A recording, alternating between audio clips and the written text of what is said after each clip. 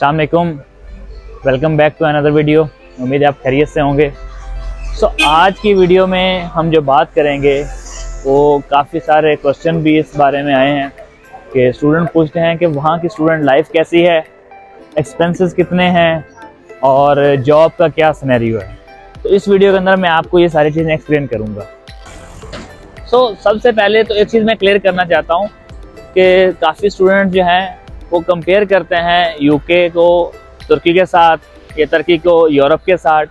तो सबसे पहले before you compare to these countries आप ये देखें कि आपका कैपिटल कितना लग रहा है।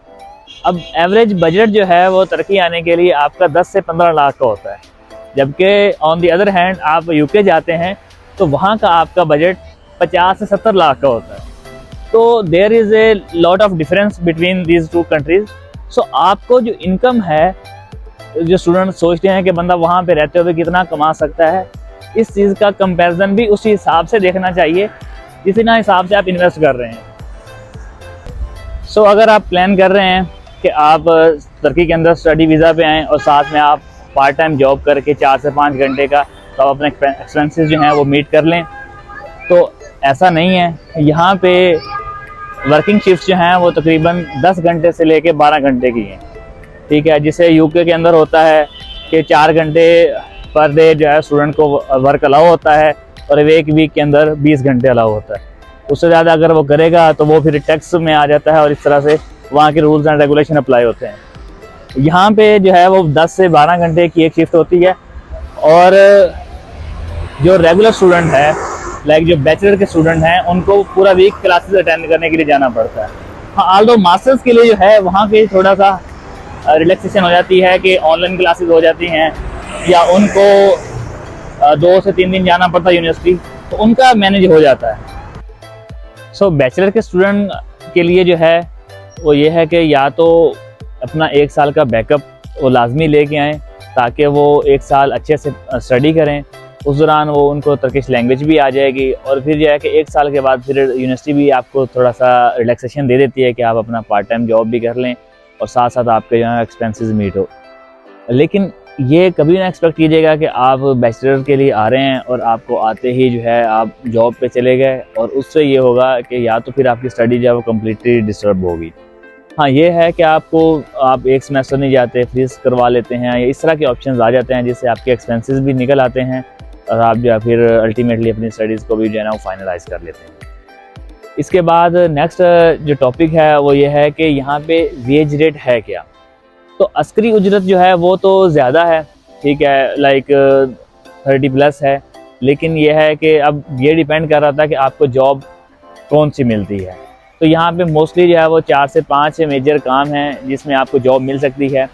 एक तो है हॉस्पिटैलिटी इंडस्ट्री, होटल्स के अंदर आ जाते हैं, ठीक है। रिसेप्शनिस्ट की जॉब आती है, क्लीनिंग की आती है, हाउसकीपिंग की, वेटर्स की आती है, सर्वर की आती है और इसके अलावा रेस्टोरेंट्स हैं, इंडियन पाकिस्तानी रेस्टोरेंट, ये टर्किश रेस्टोरेंट में मिल जाती है, लेकिन जो है वो लैंग्वेज है वो कंपलसरी होती है।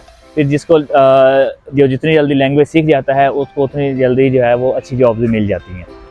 एक और जॉब कॉल सेंटर की बचती है जो कि मैं आपको कभी रिकमेंड नहीं करूँगा, ठीक है। सबसे पहला कंसर्न उसका वो हलाल हराम का आ जाता है क्योंकि ये टोटल मनी स्कैमिंग की जॉब है। आप लोगों को ट्रैप करते हैं कि वो आप इन्वेस्टमेंट करें आपकी कंपनी में, देन जो है वो लोगों को वापस मिलती नहीं है, ठीक है। तो लोग कमाते बहुत अच्छा, वहाँ से $4000-5000 जो है वो इंसेंटिव जो है वो अर्न करते हैं, ठीक है। आपको मिल भी इजीली जाएगी, लेकिन वहाँ पे सबसे जो बड़ा ख़तरा होता है वो ये है कि कभी भी छापा पड़ सकता है और जब छापा पड़ता है पुलिस का तो फिर आपको वो डिपोर्ट कर देते हैं। तो इसलिए जो है वो तो कंसीडर करने के लायक नहीं है। बाकी फैक्ट्री वर्क जो है उसमें वर्क थोड़ा हैवी होता है, लेकिन यह है कि वो अकोमोडेशन भी देते हैं, 1 टाइम मील भी देते हैं। तो यह है कि आप उससे अच्छा अर्न कर जाते हैं। 25,000-27,000 लीरा वो भी जो है वो फैक्ट्री में भी पे करते हैं आपको। तो अब आते हैं हम अकोमोडेशन की तरफ कि यहाँ पे आपको अकोमोडेशन जो है वो नॉर्मली कितने की मिल जाती है। तो अकोमोडेशन जो है वो एरिया टू एरिया वेरी करती है, लाइक आप किस एरिया में रह रहे हैं और आपके अपार्टमेंट की कंडीशन कैसी है और उसके अलावा आप शेयरिंग में रह रहे हैं, सेपरेट रह रहे हैं। नॉर्मली जो शेयरिंग बेड स्पेस है वो यहाँ पे आपको 5,000 से 6,000 7,000 लीरा की मिल जाती है।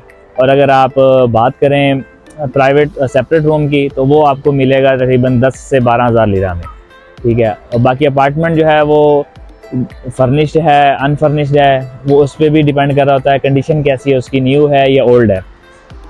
और अकोमोडेशन के बाद एक्सपेंसेस जो हैं वो क्या हैं, 500 तो आपका स्टूडेंट कार्ड का लगेगा, 500 लीरा जो हर मंथ आपको ट्रैवलिंग कॉस्ट जो है वो आपकी मिनिमम है। आई थिंक आप कहीं भी जाते हैं आप उस कार्ड 200 राइड्स होती हैं, आप वो फेरी पे जाएं, ट्राम यूज़ करें, ट्रेन यूज़ करें, जो मर्जी, ये बस है, मेट्रो, तो आपको हर जगह पे वही आपका कार्ड जो है वो चलेगा।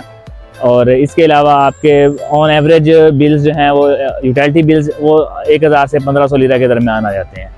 खाने का एक्सपेंस पीछे बचता है।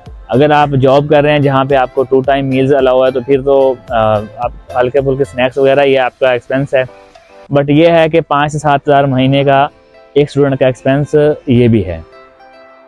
तो अब ये सारी चीज़ें मैंने आपको गाइड कर दी हैं कि स्टूडेंट का जो है वो एक्सपेंस कितना है, जॉब्स का क्या सिनेरियो है, और इसके अलावा अकोमोडेशन किस तरह से है और कितने की पड़ जाती है, सारी डिटेल बता दी है। मिलते हैं हमारे नेक्स्ट टॉपिक में इंशाल्लाह अगली वीडियो में। अगर आपको किसी भी कोई इन्फॉर्मेशन चाहिए हो आप कॉन्टेक्ट भी कर सकते हैं, और अगर आपको नेक्स्ट टॉपिक किस पे वीडियो बननी चाहिए आप कमेंट कर सकते हैं। तब तक अपना ख्याल रखिएगा। अल्लाह हाफिज़।